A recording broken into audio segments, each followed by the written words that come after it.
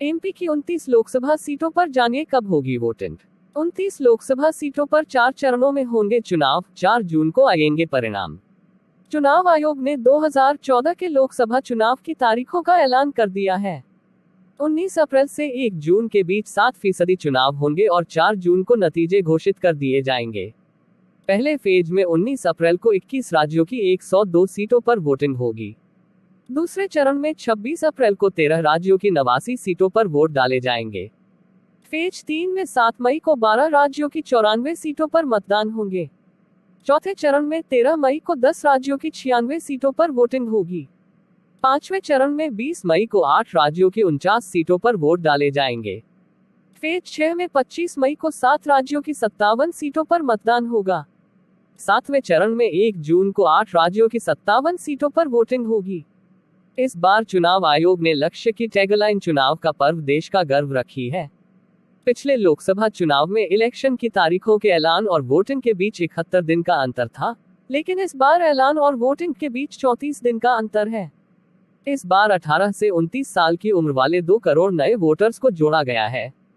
चुनाव आयोग के अनुसार 96 करोड़ 88 लाख वोटर लोकसभा चुनावों में वोटिंग के लिए रजिस्टर्ड हैं।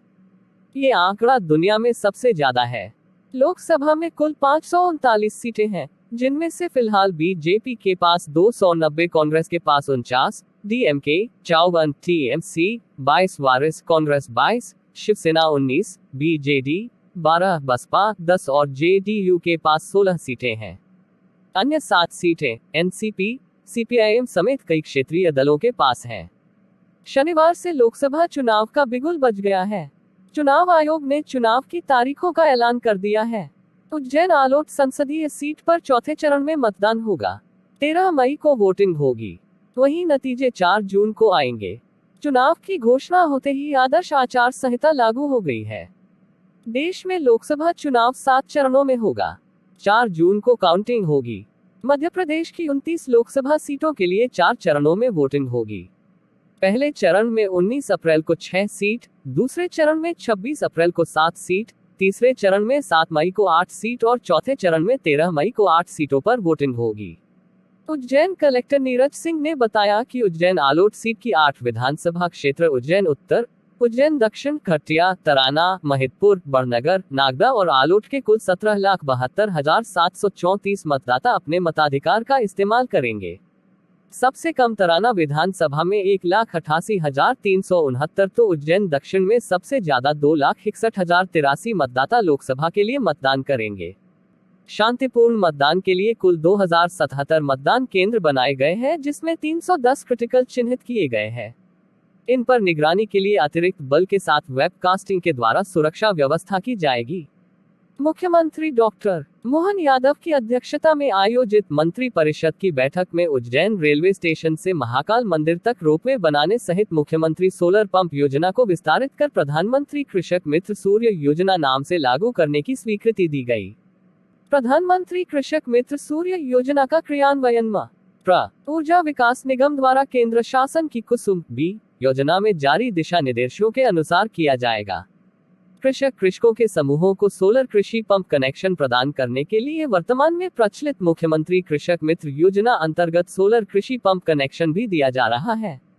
सरकार ने उज्जैन रेलवे स्टेशन से महाकाल मंदिर तक रोपवे योजना बनाई थी।